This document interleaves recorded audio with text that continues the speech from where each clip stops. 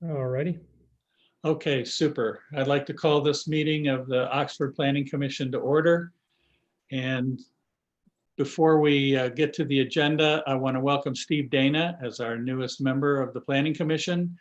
And I should say welcome back, because Steve's got a lot of experience on Planning Commission and has always done a really good job, and I appreciate him. So welcome back. And next item is approval of the agenda. Could I have a motion to approve the agenda? And there's a motion from Steve Dana. Is there a second? A second from Corey. Okay, anybody?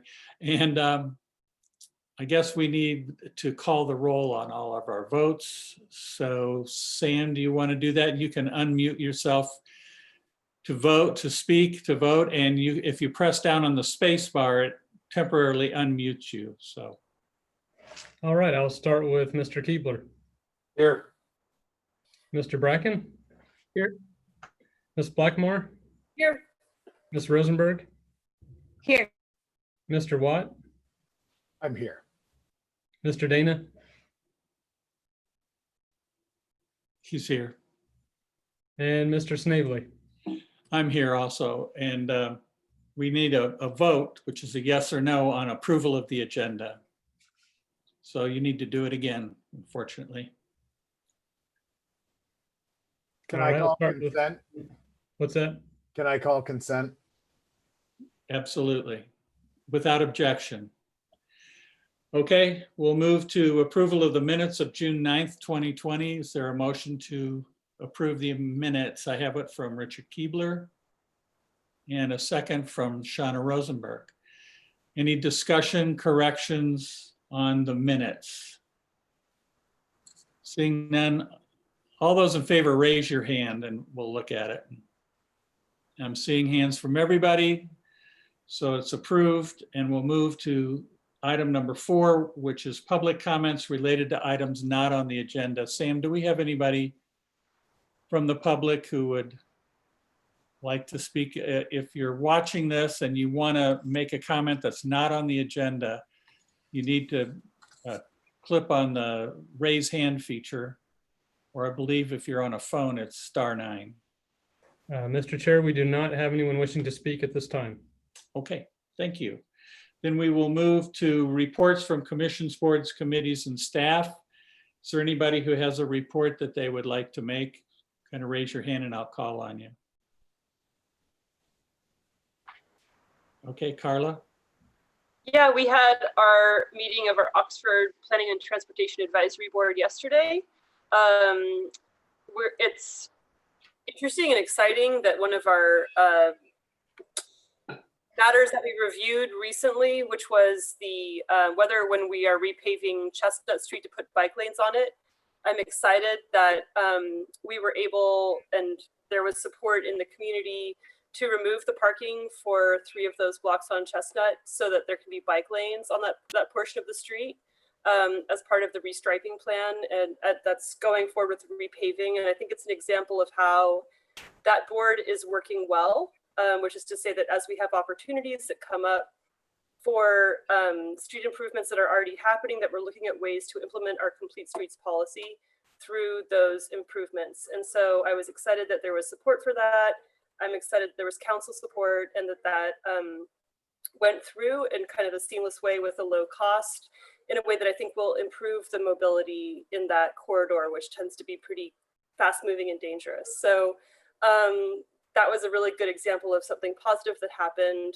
And then otherwise from that board, I think we're just going to continue to try to look ahead at where our opportunities are with street repaving and resurfacing, and to see how we can just continue to enhance mobility for all users going forward. I did ride my bike on that new bike path and it's awesome. Corey. Yeah, sorry, I do have 2 things to update you guys on. HAPC, we did not have a meeting, or we don't have a meeting tomorrow, I should say. Our pressing agenda item is 101 West Church, the old funeral home. There was a robust discussion back in July about the historical nature, repurposing and anything you can imagine with that property. So the commission had asked for further information, and that wasn't available. And that was really our only agenda item. So more to come on that. Like I said, there's a lot of discussion. And Sam and Zach jump in if I have my numbers wrong, but there are roughly 5 additions to that property, and the original property was built in 1836 as a dwelling house for Miami students. So definitely some historical context and a measure, yeah, exactly, a measure twice, cut once kind of scenario. And then the other one that came through and it passed was the removal of the majority of Brick Street's eastern facing awning on their outdoor patio with the installation of a second deck. I was, I believe, the only person to vote against it. Thank you. It was for obviously having to do with zoning and our discussions both with HAPC and planning about use of right-of-way and aesthetics of uptown. So I just thought I would update you on those 2 things. Sam, is the CIC, do we have a vacancy from the Planning Commission? We do. Okay.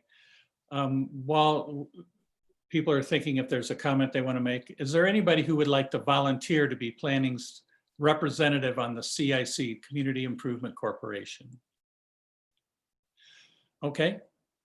Shauna, you got it. Okay, would anyone else like to? Yes, Shauna. Hey, so just a few things I wanted to say on Housing Advisory Commission. We actually had a great work session with City Council that a couple of you were at.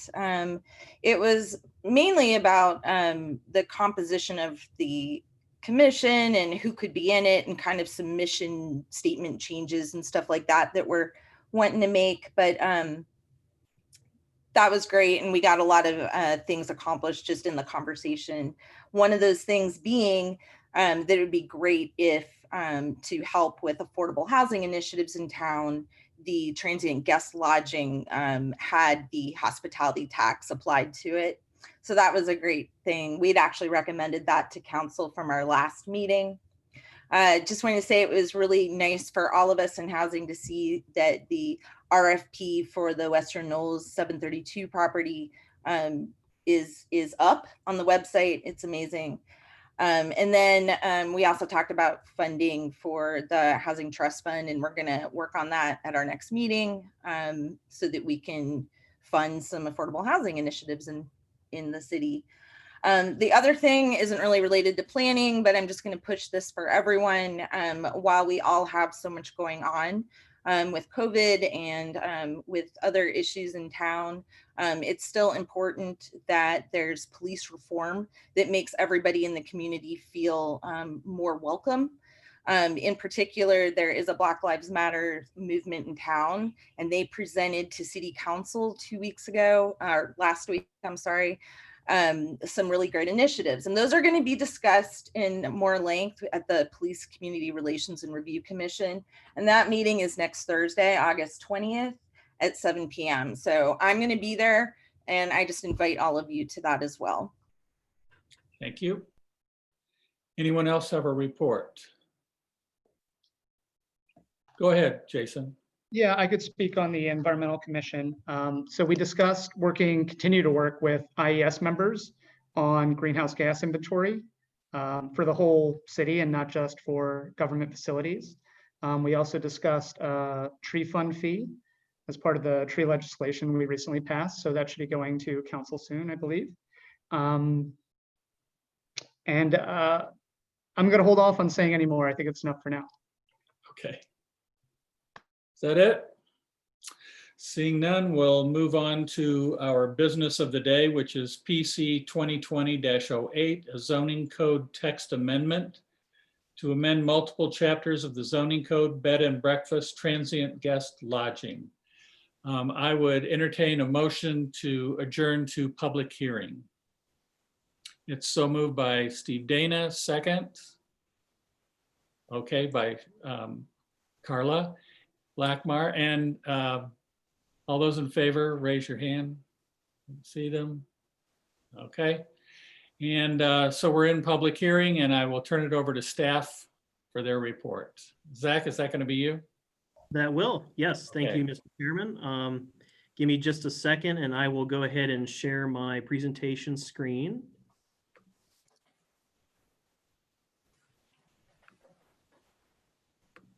Okay, let me go to the very beginning.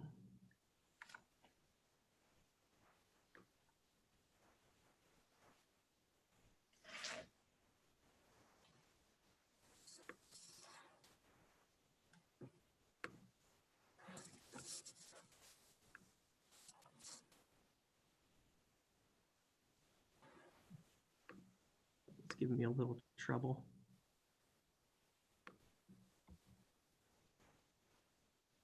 Giving me a blank screen.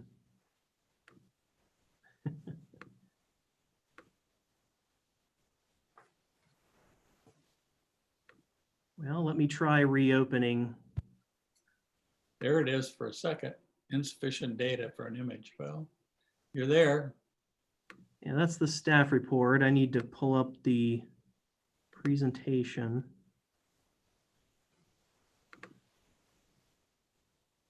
While Zach's doing that, Mr. Chair, I will say that we do have Dr. Tremblay with us again tonight, and Jordan McMaster, who were on the research team, which really contributed a lot to the underpinning of where this recommendation is going. So, and what Zach is working on here and what he drafted, really the last time we discussed this, you'll see a lot of similarities. So between now and the last time we had the opportunity to reach out to the public as well. So that's really kind of where we're at with this. So it looks like he's got it ready. Yes, Thank that's you. a good lead in. Thank you. Thank you, Sam. So as Sam mentioned, the proposal that we have officially ready for you tonight is very similar, if not essentially identical to the one that was presented on June 9th to the commission. And so a lot of this may, in a sense, be repetitive, and I apologize for that in advance, but I would still like to go through the key points. And Sam, were there any attendees on our call tonight, anyone other than Planning Commission panelists?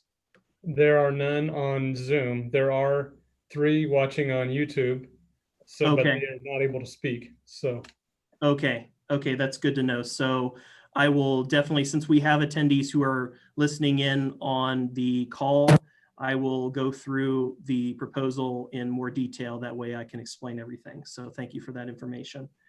So with our text amendments that we have for you tonight, what we're really hoping is to strike a balance between the interests of the community in terms of respecting the residential character and overall peace and tranquility of the neighborhood environment, and balance that against the economic interests of folks, hosts in town, being able to rent out their properties for guest stays, which certainly has positive effects for the local economy. And as you might have seen in the staff report, the comments from our economic development person, our assistant city manager, Jessica Green, she felt that this helped to strike that balance effectively. And that's really what we're striving for with these amendments. So to get into the details, this is a very comprehensive set of legislation. It affects 3 different codes, local codes within the city of Oxford.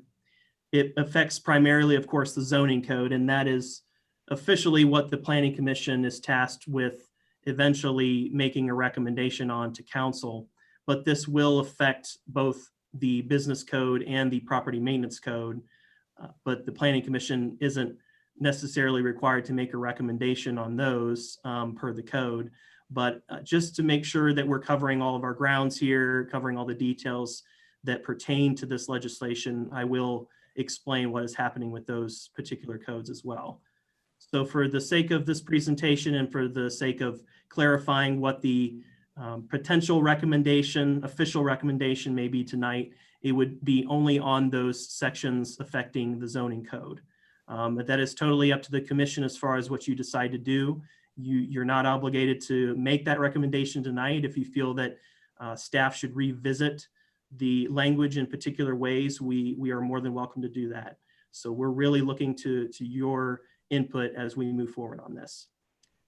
With the short-term rental / transient guest lodging legislation, that affects 4 different chapters in the zoning code. Chapter 1141, which corresponds to accessory regulations. Chapter 1143, which is the zoning districts. There's a number of repetitive amendments that take place in that chapter.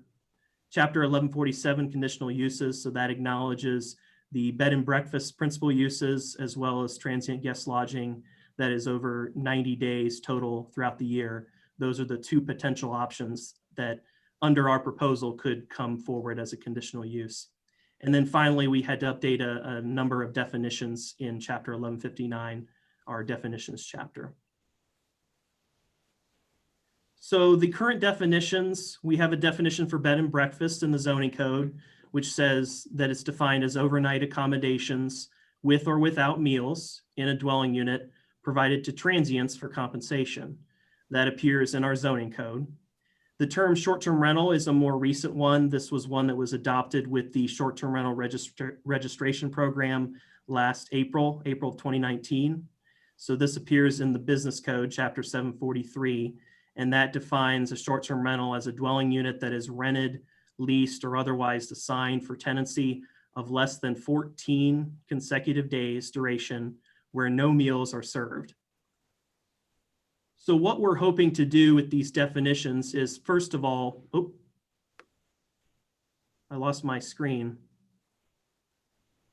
Oh no.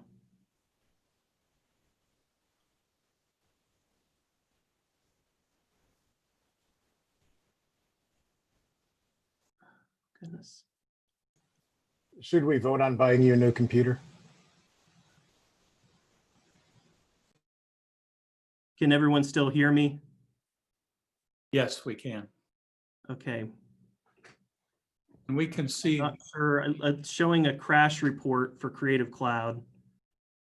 Oh, goodness. Okay.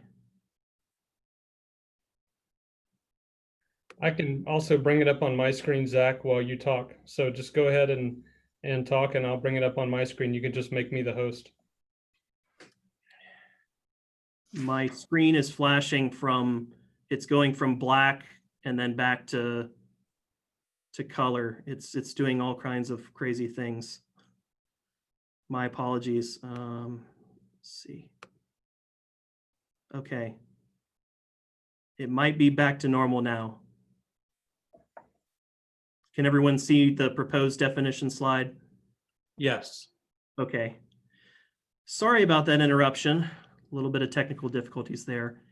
So let's see, where did I leave off? I was talking about how both of these definitions we would like to have appear in the zoning code, and they are fairly similar to one another, as you can see.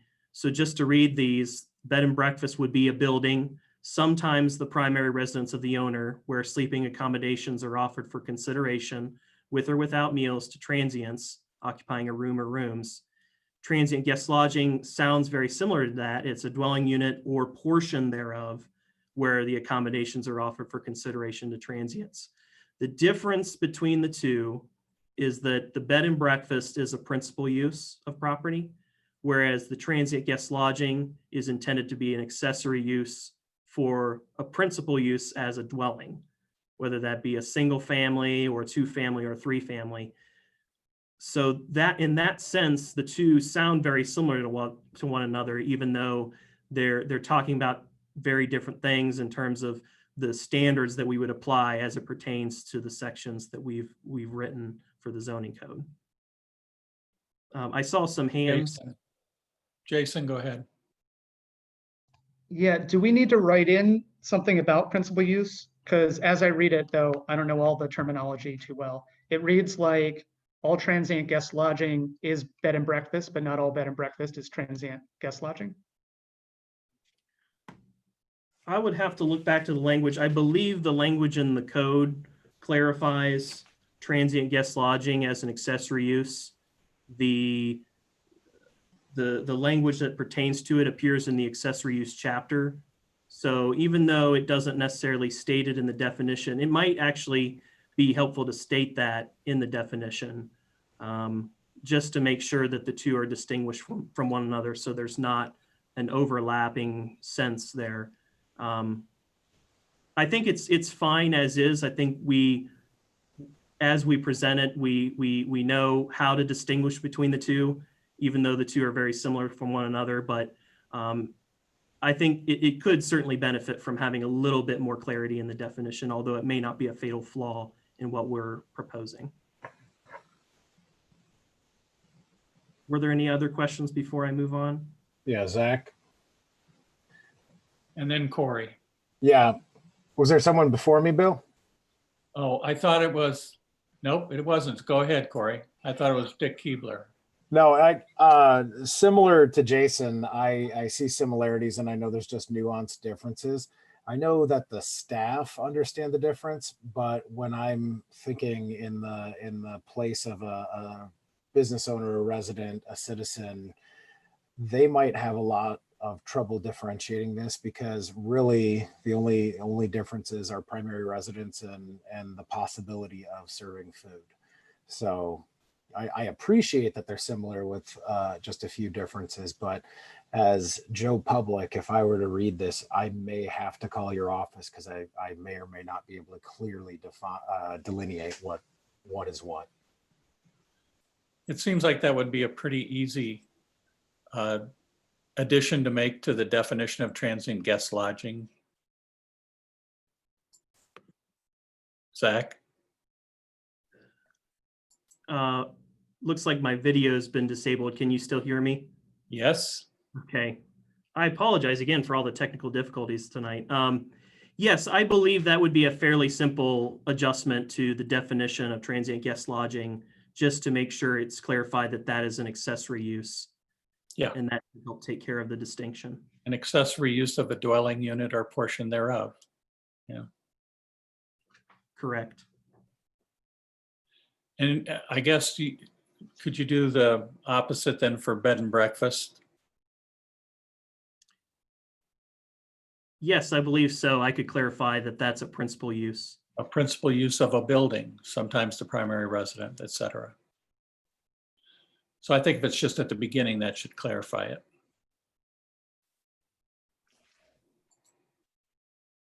Okay. I'm switching back and forth to see if anybody has their hand up, so be patient with us and we'll get to you. Just keep your hand up if you want to speak. Okay, Zach, Moving on. good luck. The next slide talks about the definition of transients.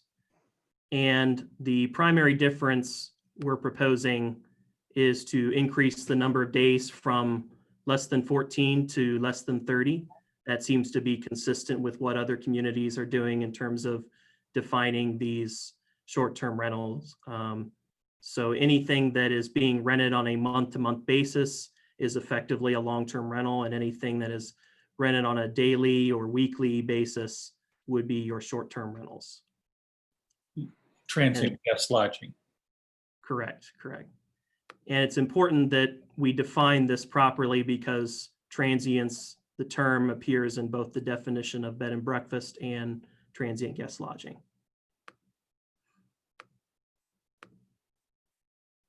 So the staff proposal is that the bed and breakfast principal uses, these are already stated in our code as being permitted as a conditional use in all of our residential districts.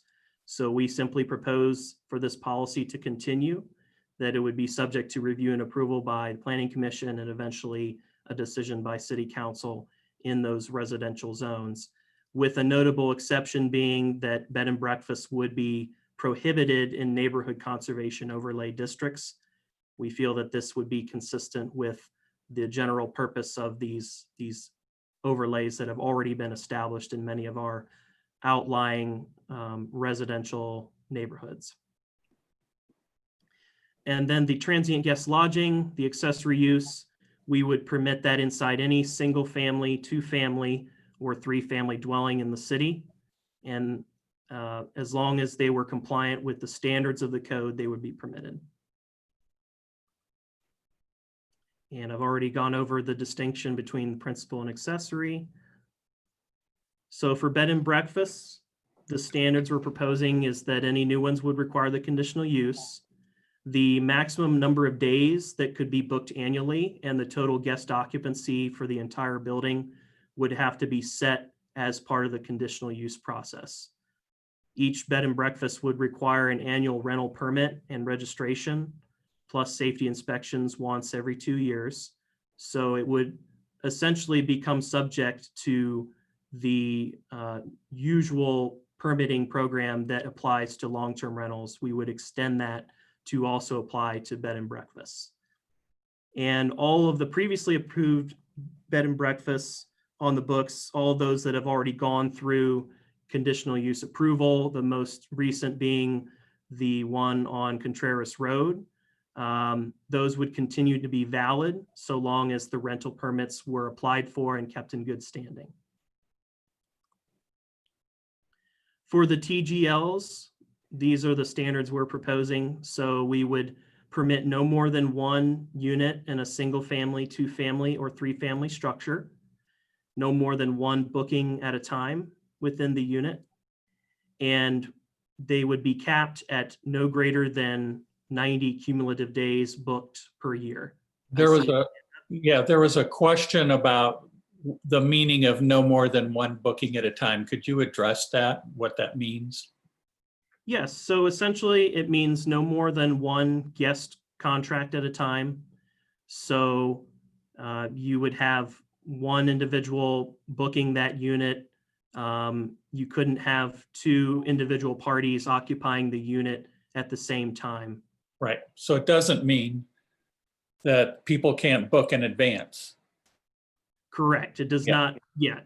That is perfectly fine. Yes, to book in advance, and you can have bookings that are right up against one another, one right after the other. You just can't have two Overlap. Correct.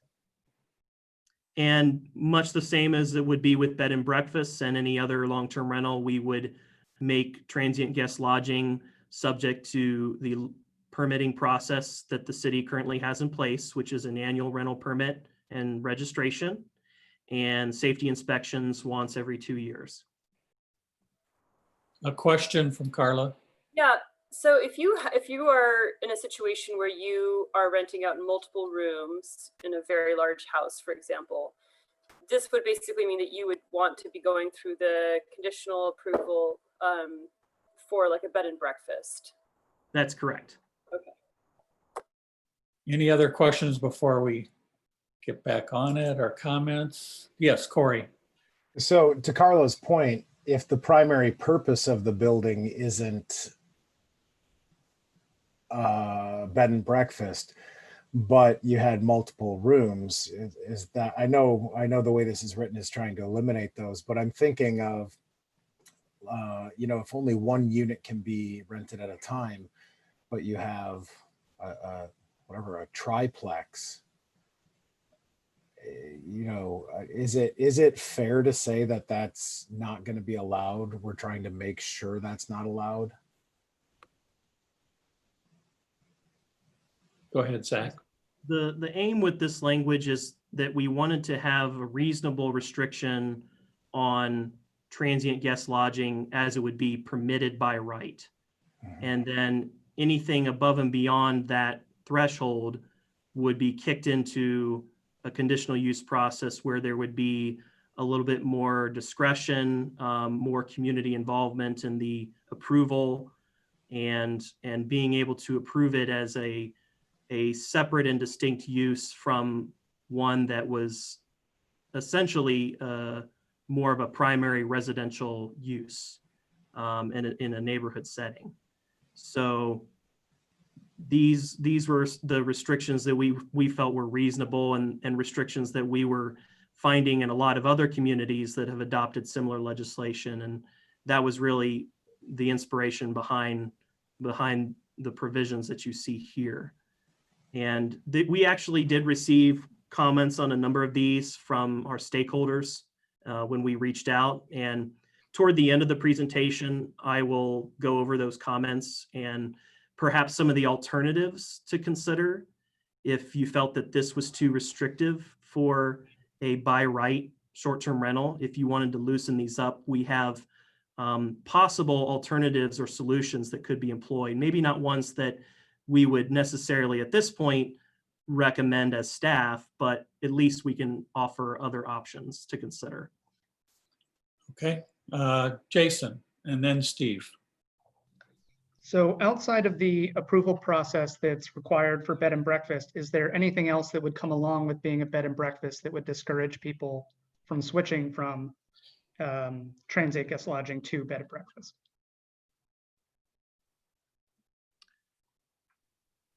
So let me make sure I'm understanding your question. You're asking what may discourage somebody from switching from transient guest lodging to bed and breakfast? Yeah, is there anything to disincentivize that other than having to go through that approval process for being a bed and breakfast? I believe that's the main disincentive, is just essentially it's going through that longer review process. It's spending a little bit more time and money up front to try for that approval. That would be, you know, the main factor that may dissuade someone from maybe going for the bed and breakfast use. And then I would also just again specify that the neighborhood conservation overlay districts, you would have to abide by these standards. There would be no other option. You could not come forward as a conditional use in those overlays. Okay, any other? Yes, Carla. Our existing. Steve, I'm sorry I forgot you, but go ahead, Carla. Sorry about that. Does our existing bed and breakfast business require a transit occupancy tax? I don't believe that it does. We do not have a tax at the moment. Okay. If it had more than 5 rooms, technically it would, but I'm not aware of any in Oxford.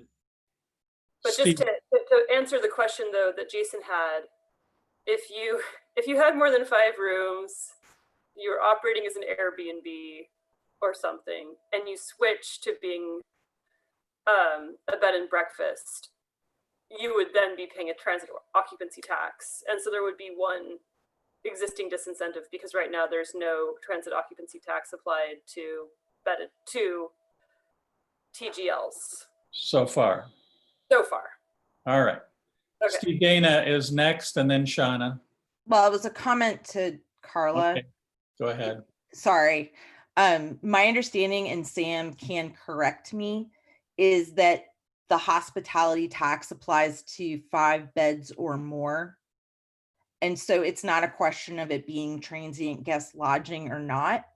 It's that 5 bed. And so like when housing recommended to council, our recommendation was that be brought down to 1. So I just wanted to clarify that. And if Sam, if I said something wrong there, please correct me.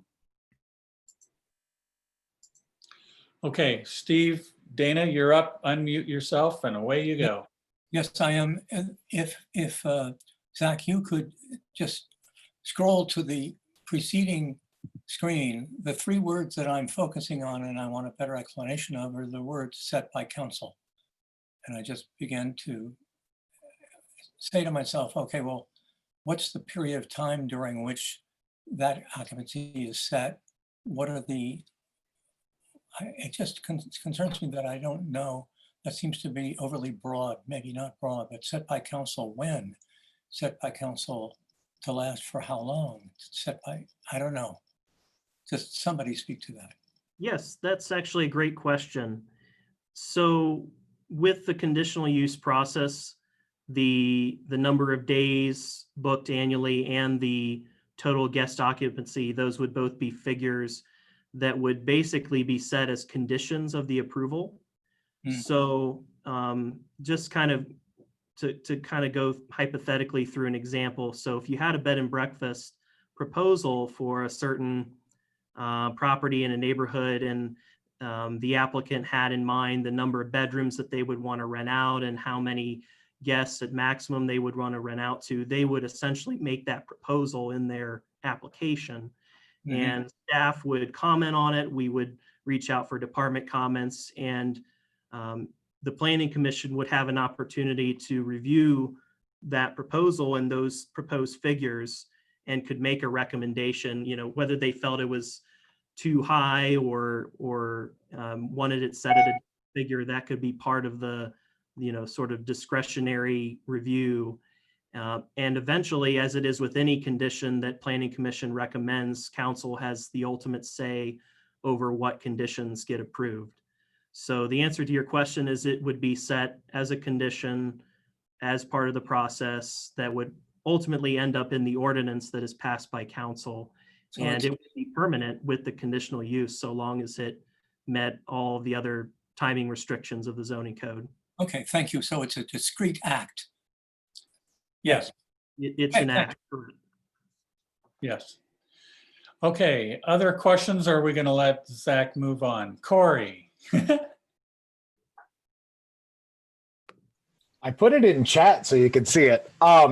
Zach, if you go back to the slide, and I do apologize for these questions, but I'm a little confused. So the first one I think is pretty easy. If somebody's already in an overlay zone, much like most of the things we deal with, there is that grandfathering in. It's not the referral or reference to overlay zones was just for new conditional use, correct?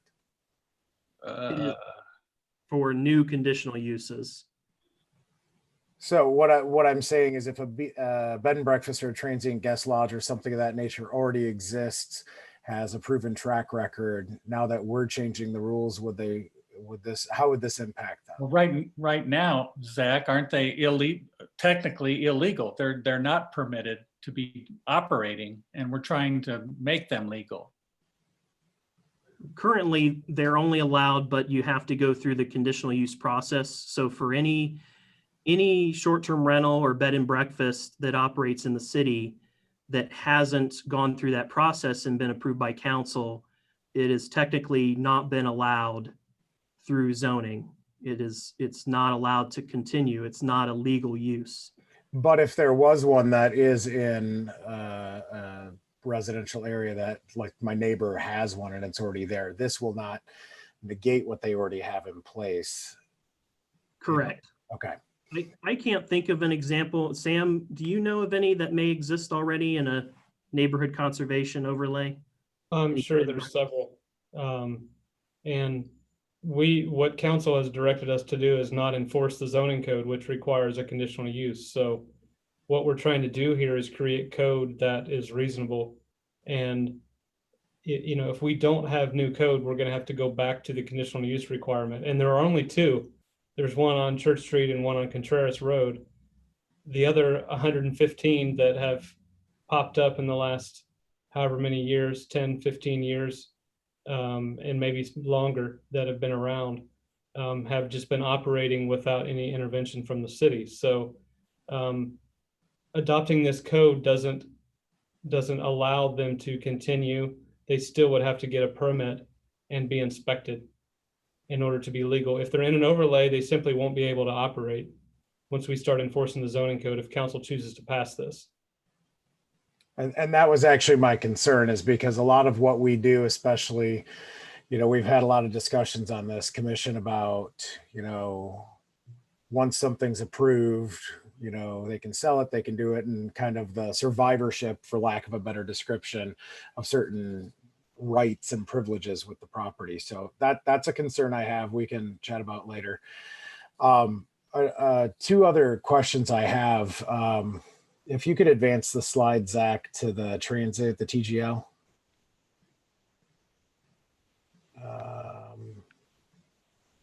Sorry, maybe it was back. Right there, it says no more than one TGL in a single family, two family, or three family structure. I know we're thinking of rentals, so that makes me think, can a renter, so I have one of the duplexes down on Locust. I am renting half from the owner.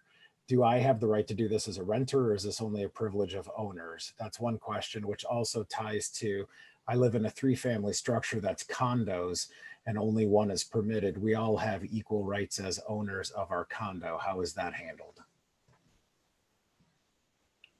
That's actually a very, very good question. So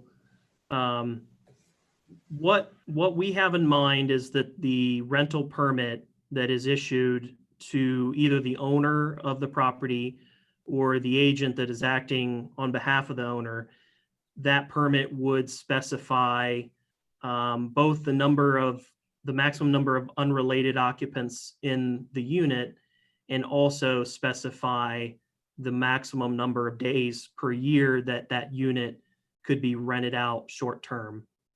And the way in which we are proposing the standard, if there is we'll take, for example, a 2-family structure, a duplex, and both of those units have rental permits, then that rental permit will have to specify that only one of those units could be rented as a transient guest lodging unit.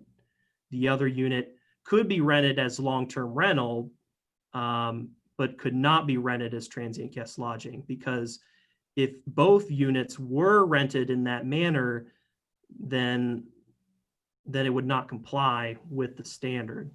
And How would that apply to condos? And Sam will know this concept. In Iowa, they have what they call zero lots. So for all intents and purposes, it's a duplex, but there are 2 owners, 50-50. So use my example of the duplex on Locust. It is actually 2 different houses, but 1 building, and it would technically under our code fall as a 2-family dwelling. So I'm thinking ahead. Those tend to be pretty popular in college towns, and luckily we've kept them out of here. But there's roughly 7,000 or 8,000 of them in Iowa City. So I want to make sure we're thinking ahead. And again, if Bill, Steve, and I all own units of a condo, then there is no rental permit inherently. And does that become Bill beat Steve and I to the application, and we don't have equal rights as owners? So those are things. We're coming over to Dana Drive. I just want to make sure we're thinking ahead of those things, because inevitably that's the kind of thing that will rub somebody wrong and get our law director some extra billable hours, because how does Steve have more rights to the condo than I do? We do have condos called out in the code, Corey. And we actually do have quite a few in Oxford. So, and I don't recall off the top of my head how we're treating them differently, but we are treating them differently than multifamily buildings. Okay. There is a shared association understanding between them, which with a typical multifamily building, that's not the case. So I think that's why we are treating them differently. But I think I can look into that while Zach is talking and get back to you. Okay. I just want to make sure we're thinking about it. I don't have a preference either way. I just want to. Yeah, we are. Thank you. I think it's a great question, because if it's a duplex owned by 2 different people, then it seems like each one should have the right to do TGL if they want to. Yeah, and looking at this and listening to everybody chat about this, I believe the way it's written, the way it would be enforced is, of course, as a condo, you own the unit, so you don't need the rental permit for it, but you would still need to get the permit to rent it as a short-term rental. But I think Bill is right. What would happen if we followed this proposal, it would be that somebody would beat, their neighbor. We'll take the duplex example. If one owner of one side of the duplex applies for that permit first, then that structure is already done. Like the other unit couldn't apply for that rental. That's the way I read it right now. So maybe that's something that needs to change. Let's hold that for discussion and then move on if you have other questions, Corey. I'm done. Okay. Anyone else have questions, or we're going to let Zach move forward? I'm not seeing any hands, so go, Zach, before I do. The occupancy restrictions, I think I've already touched on this. It would be limited to no more than 4 unrelated, and that's consistent with what we already apply to principal dwelling units in the city. And we've already talked about how the occupancy limits would be set for bed and breakfast through the conditional use process, so I won't touch any more on that.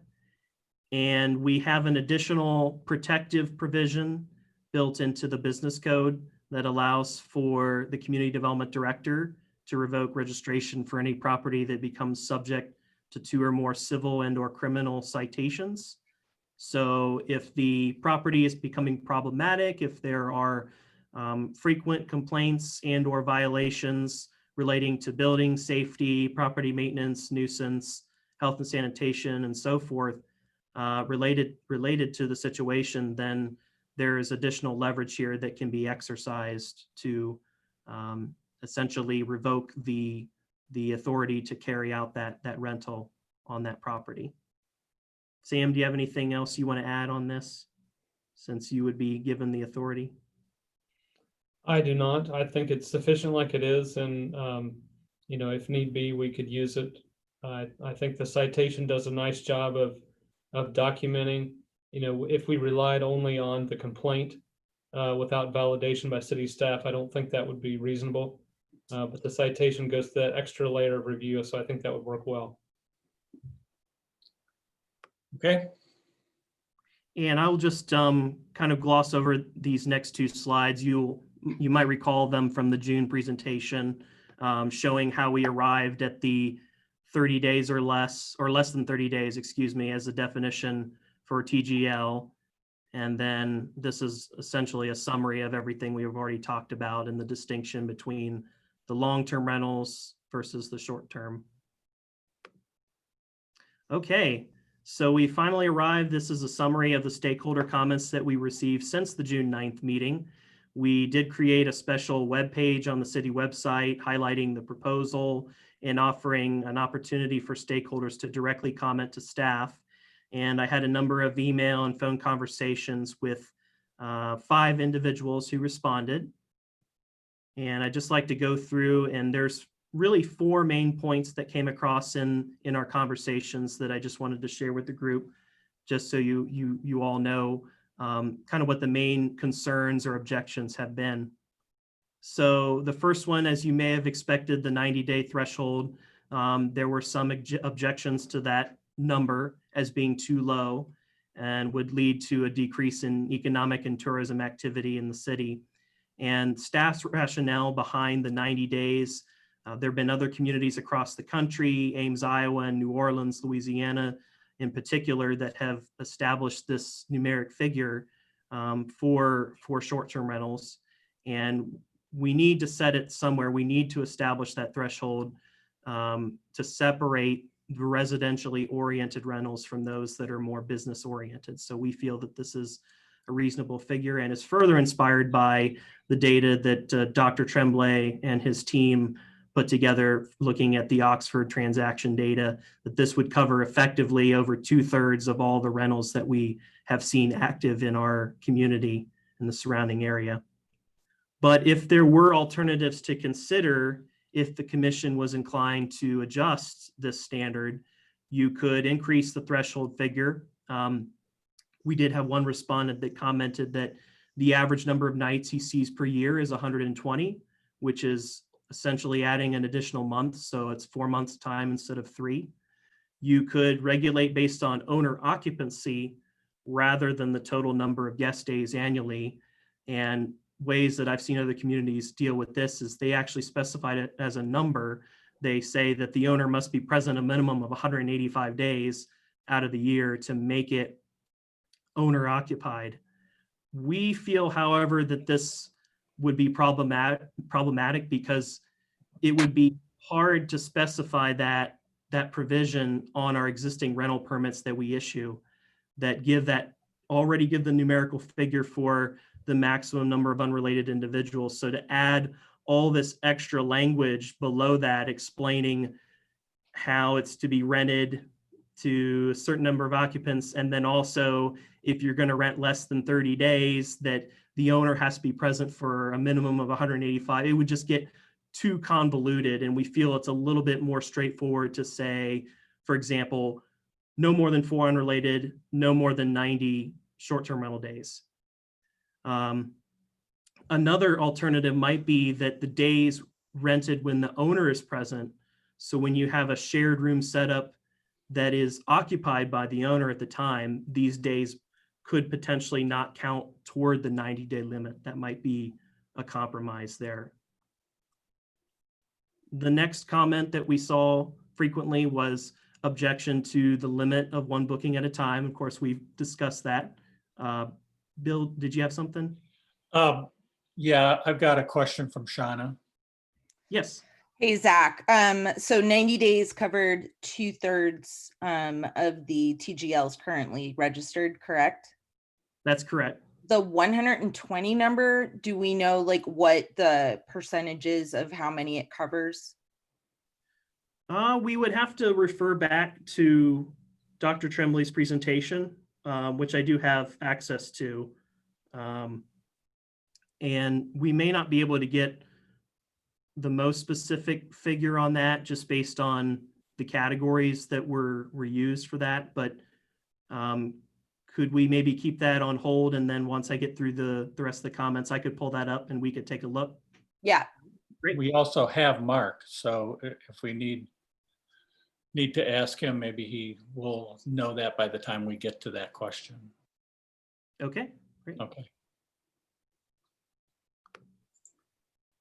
So the objection for limiting 1 booking at a time, the rationale is we want to reduce the appearance of turnover activity on the site, number of vehicles, et cetera, and resulting impacts to neighbors, and have some kind of a threshold to kind of prevent the hotelization of a property, that if the property is going to be used as a quote unquote, miniature hotel, that really deserves a more involved review process. Which would be the B&B, yeah? Which would be the B&B, correct. Nevertheless, some alternatives. You could rely more solely upon the unrelated individual restrictions to control this activity, which many communities, when they started out regulating this, they didn't have what we already have, which is restrictions on the number of unrelated per dwelling. So this could, in a sense, help to limit the activity on a site without getting into the number of bookings. And then the second alternative, allowing for more than 1 booking at a time, but only when the owner is present. The unrelated occupant restrictions, we don't really see a way around this because this is already what we have adopted into our local codes in terms of enforcing a maximum of 4 unrelated per unit. And the objection was that this was potentially difficult because the nature of how you book an Airbnb rental or any other transient guest lodging rental is that the guest is booking it on behalf of their entire party. It's different than a lease contract, which is with the individual. So it's a little more difficult to try and control who is showing up to your property in terms of, the number of individuals and their individual relationships and so forth. With our rationale, we want to apply the same rules to long-term rentals, the same exact rules to short-term. And we feel it could get a little too messy and a little too complicated to have different rules apply to rentals that are rented out for less than 30 days and to have the rules magically change once you hit that 30-day mark. So that was really the rationale behind it. We don't really see a good alternative way around this one. And then the final comment that we saw, the permit fee for rental permits can be cost prohibitive for transient guest lodging that's rented only a few days per year. Those may be discouraged if we require these upfront permit fees in order to get started. So to start up a new rental, the permit fee is $110.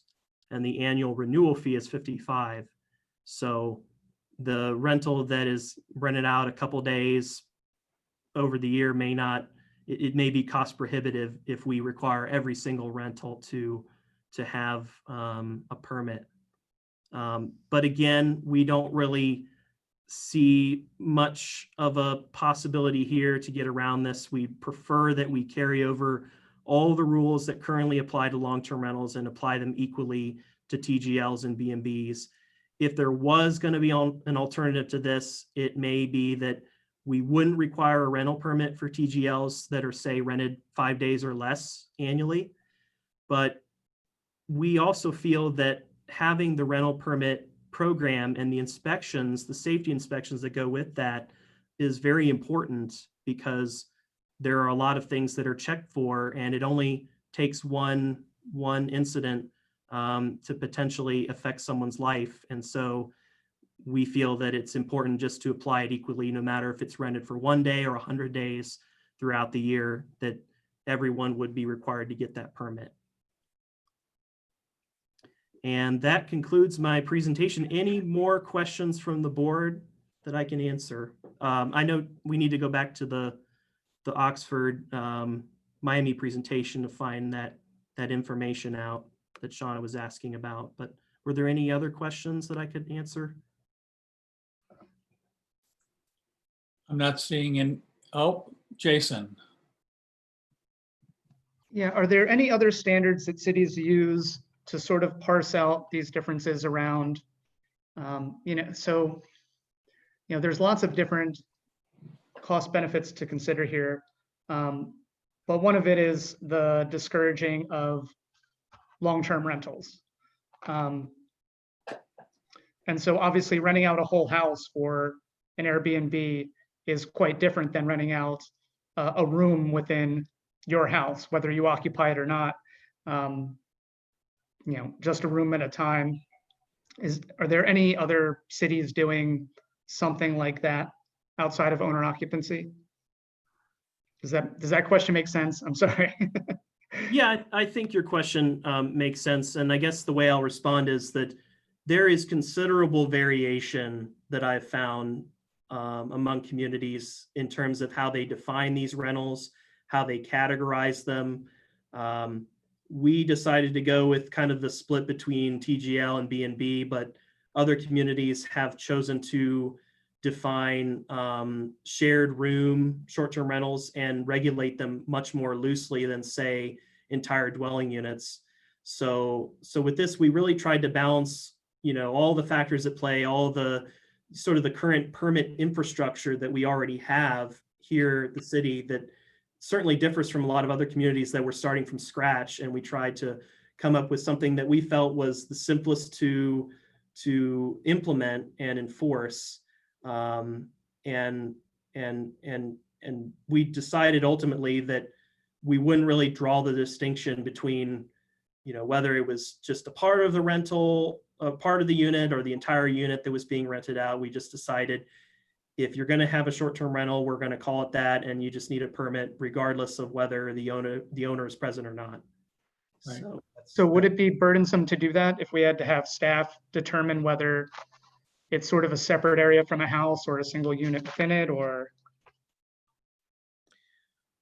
Well, in essence, we wouldn't really have to determine that as part of the permit. We currently asked for a layout, a floor plan of the unit that is going to be a rental. And what this ends up doing is it frees us from having to have the applicant be bound by certain restrictions in terms of, oh, you can only rent out this certain room or this certain part of your house.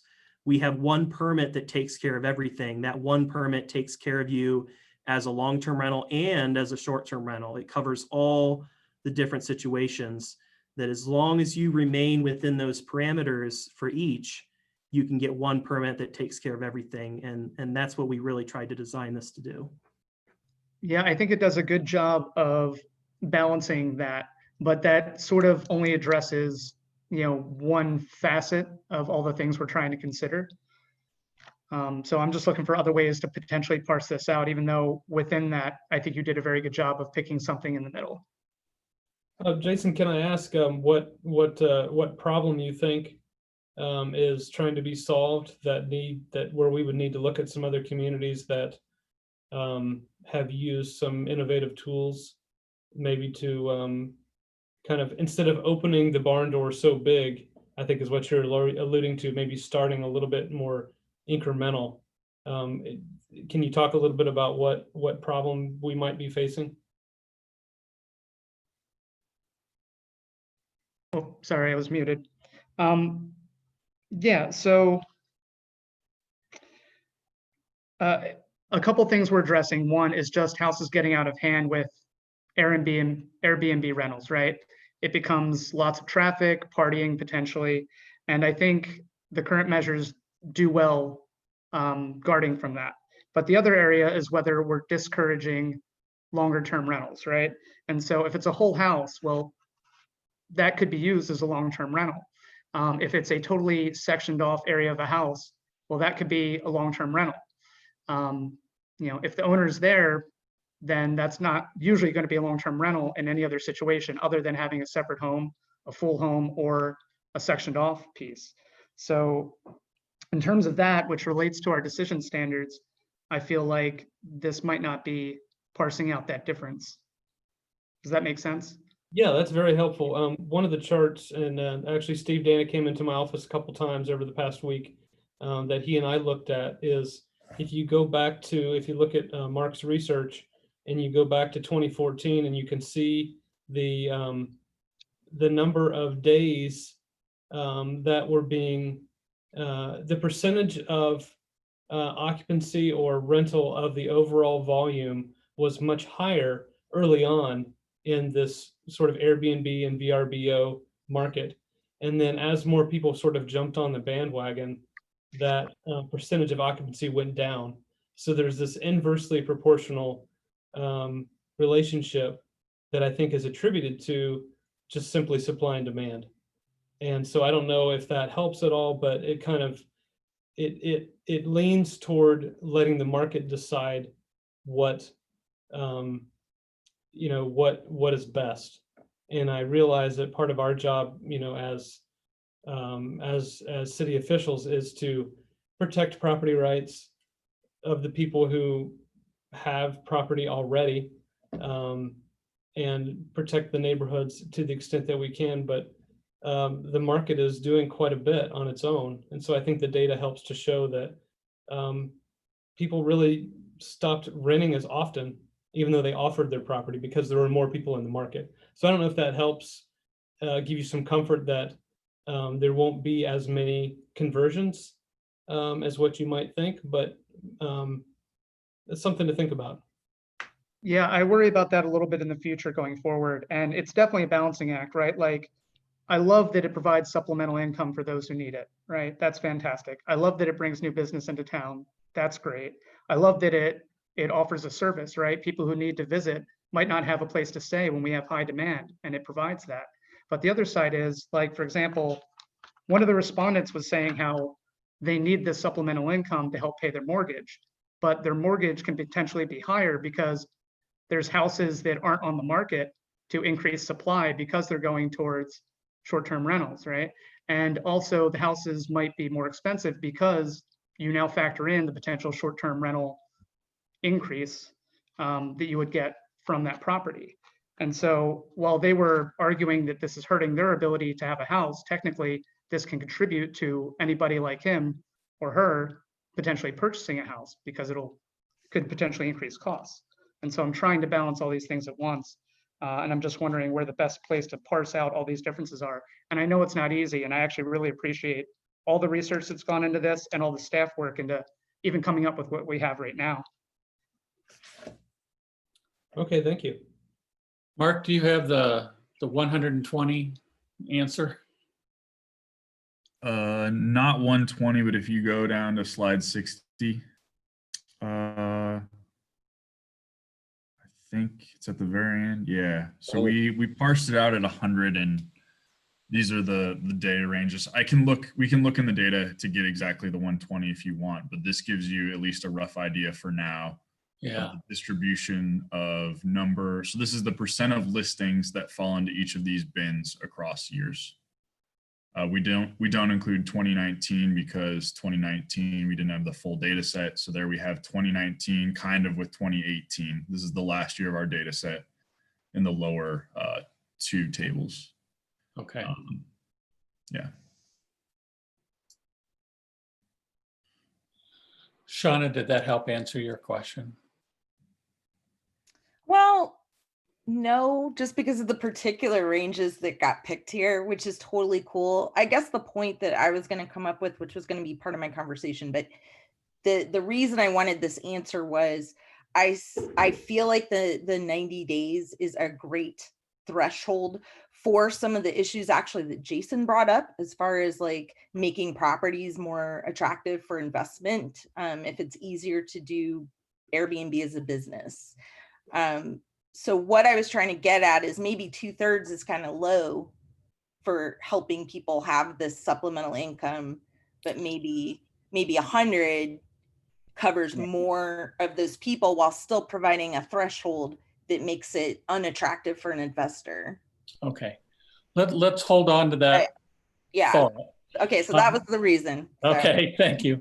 Are there any other questions? And while you're thinking about that, I would ask Sam if there's anybody from the public who wants to comment. There are none at this time. Okay. In that case, I would entertain oh, go ahead, Carla. I see you. In earlier discussions, I know we had talked about, I know there's a phenomenon where some churches will encourage members to rent places for graduation and donate the money. There's kind of this like informal, the people who are kind of in that clubs, yeah, 5 days or less category. It sounds like we're still asking them to register. And I think that in order to facilitate that, it will be important for folks who are in that category to have an easy communications pathway so that they understand how to navigate that system for that scale of informal rental.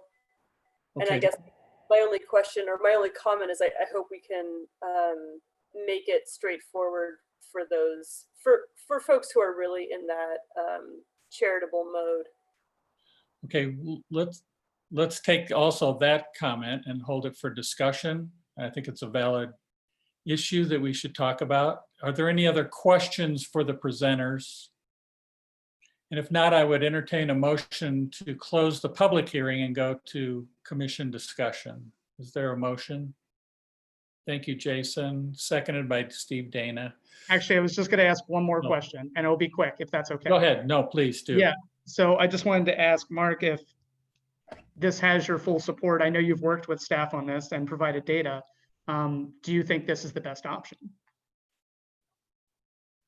I mean, that's not for me to decide is my initial answer. No, I think they've done a very good job. And I think the points that all of you are addressing are points that we don't even know the answers to, right? So I think, you're hitting the ball as well as you can because we don't know what the perfect solution is. Fair enough. Thank you. Jordan, you looked like you wanted to say something. Okay. No. Can I pass that on to Jordan? I have Chris Conrad who is raising his hand. Go ahead, Chris. Well, Mark's comment echoes directly in what I wanted to say to the commission before you began your deliberations and discussions. I've been a part of these transient guest lodging discussions in multiple arenas, presenting to a group of planners, providing counsel to other city councils, village councils as they've discussed this. I think it's kind of rare that I've ever seen a situation where you can come up with something where there's a pro and then there's a con. Yes, it's a way for people to make money, but the impact of that could cause a rise in real estate and then impact affordable housing in an unintended way. The rationales behind creating limitations. I can safely say and echo what Mark just said. There's no easy answer. And there's variations to all of this. I think that I would encourage the Planning Commission to recognize that, try not to get hung up on too much of the details, because keep in mind, one, the Planning Commission is simply making a recommendation. You can give recommendations, say, we think that this needs further discussion at the council level.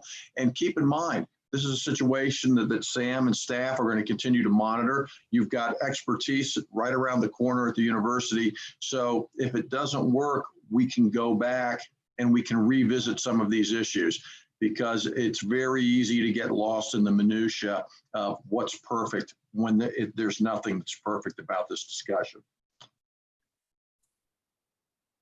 Bill, can I make one comment? Please do. There was a person who was an architect in this town for years named Keppel Small. He was also a professor in the architecture department of Miami. And he said, you can always improve the plans, but sooner or later, you got to build the house. And I think this is a perfect example. Been a lot of thought. It's going on for a couple of years. This has been, I spoke to council and planning against this, against allowing VRBOs, particularly in the R1s and this, because as I said, I didn't build 32 years ago in an R1 to have a transient a boutique hotel next door to me. I'm in favor of what they've come up with. I think it's a great balance. And so we need to move on with discussion and make a recommendation. Okay.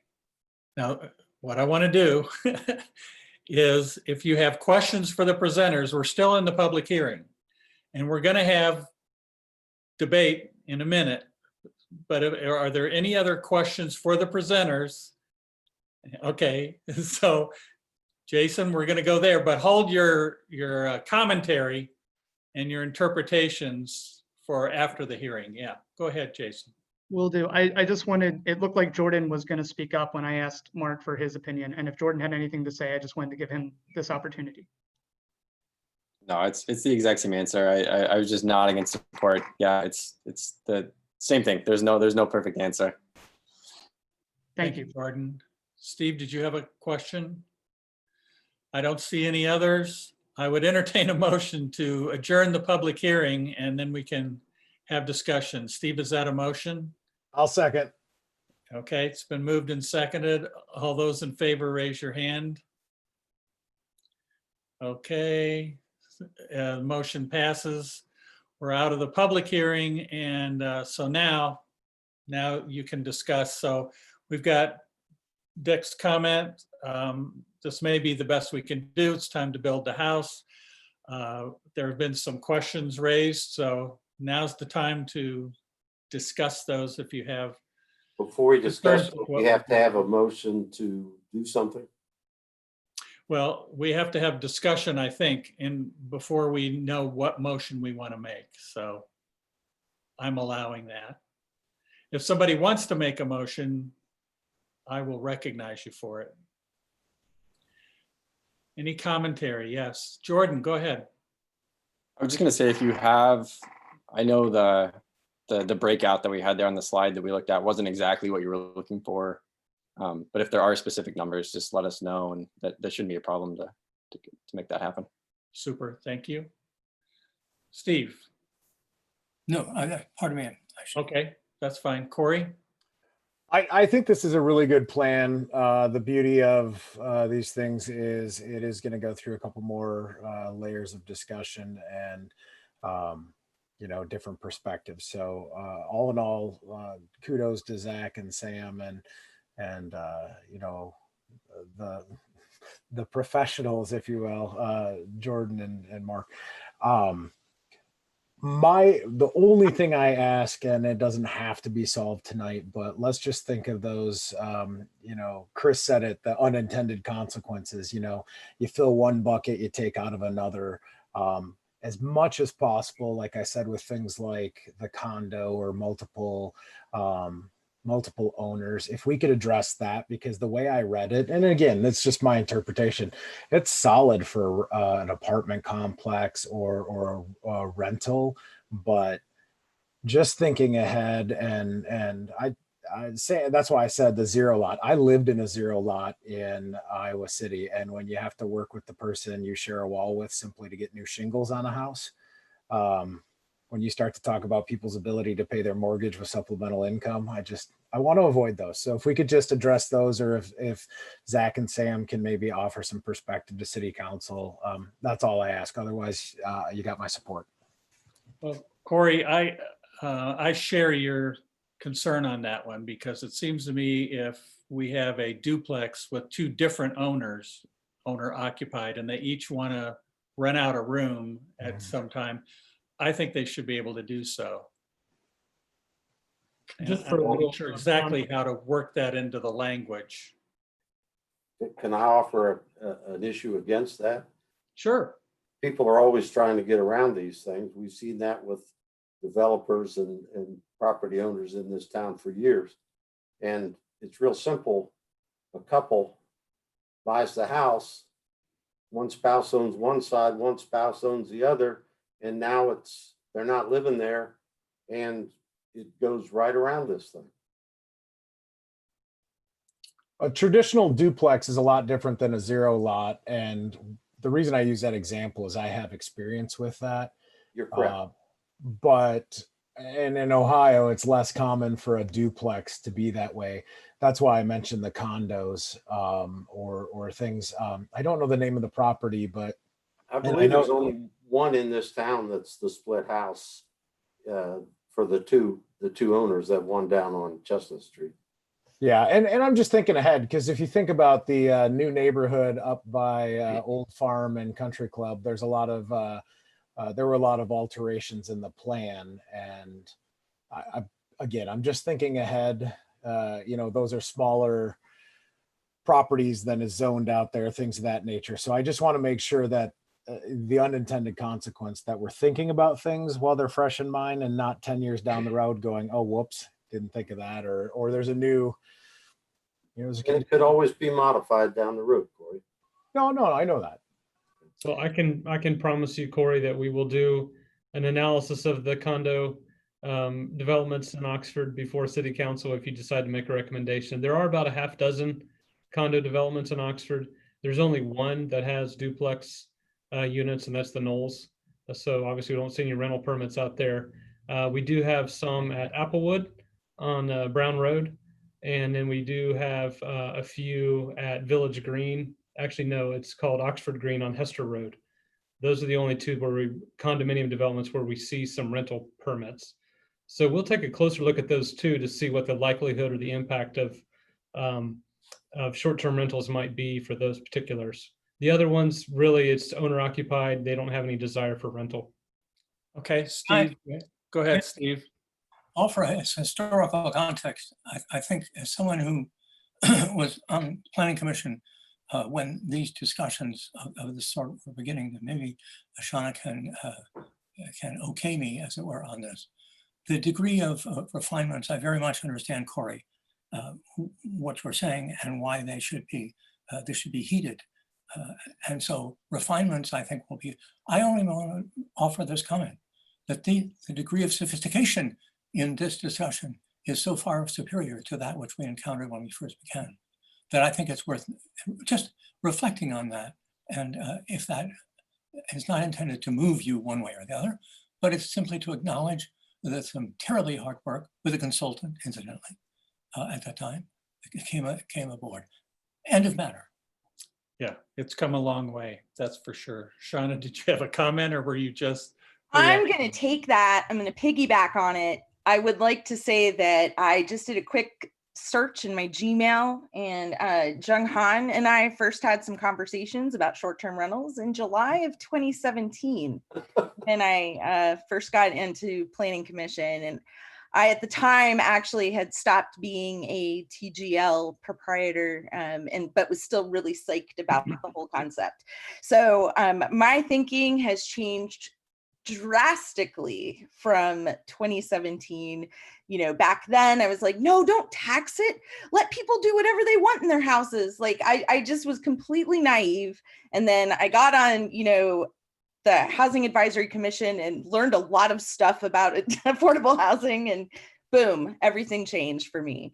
But I want to just, what Steve has to say about the quality of discussion and like what we're doing now. I don't know if Bill remembers one of our first work sessions, we had like this matrix and everybody thought Bill was like a genius for coming up with this like matrix idea of conservation overlay. And like, so it's just, I will just summarize to say it was an absolute mess, and getting the involvement of Miami to help us research, and having like really motivated. I know Sam's amazing, but I feel like Zach, thank you so much for like coming into this problem and just really developing something that is so much better than what we were first talking about. So I'll just segue that to say a few things. Basically, I'm in complete agreement with Mr. Keebler. At some point, you just have to build the house. I totally agree with that. And this is so much further down the road than where we were in July of 2017. And I think it does take into account our concerns about affordable housing, our concerns about safety, our concerns about the conservation overlay neighborhoods and what this means.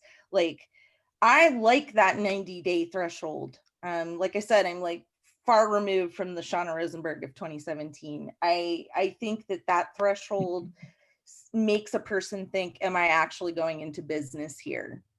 And if you are actually going into business, then maybe you shouldn't have a bed and breakfast in a conservation overlay neighborhood. Maybe you should go find a different property somewhere else. Yeah. So I just, here, hold on, I have notes.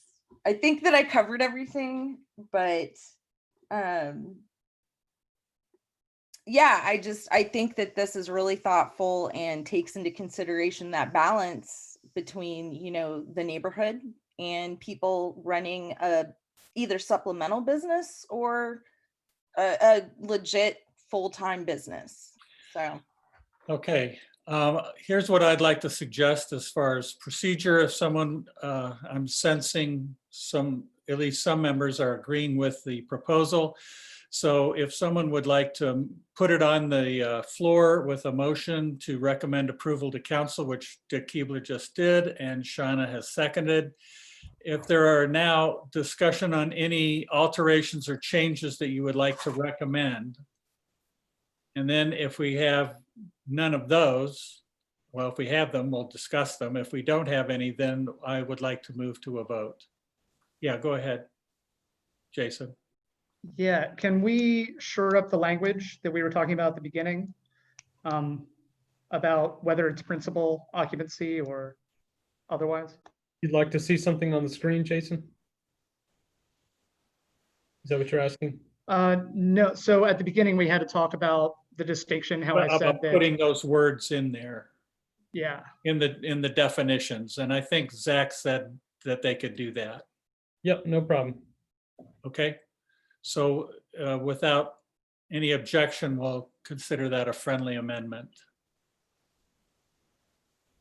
Anything else? Sam knows my thoughts, so I'm happy moving to the decision standards.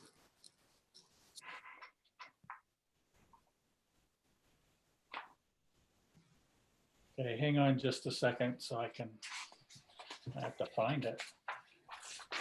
I can also put them on the screen too. I found them. Okay. Okay, so decision standard A, the proposed amendment will make the code conform more closely with the comprehensive plan. Certainly not less. So because the comprehensive plan doesn't mention short-term rentals or transient guest lodging, but it does talk about the need to improve housing. So I guess that counts. B, the proposed amendment will improve the health, safety, and general welfare of Oxford. Anybody have objections to that? Okay. C, the proposed amendment will clarify the intent of the code.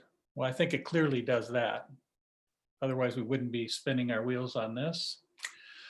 D, the proposed amendment will better implement the intent of the code. Okay. E, the proposed amendment will improve enforcement of the code. Yeah, I think so. That's it.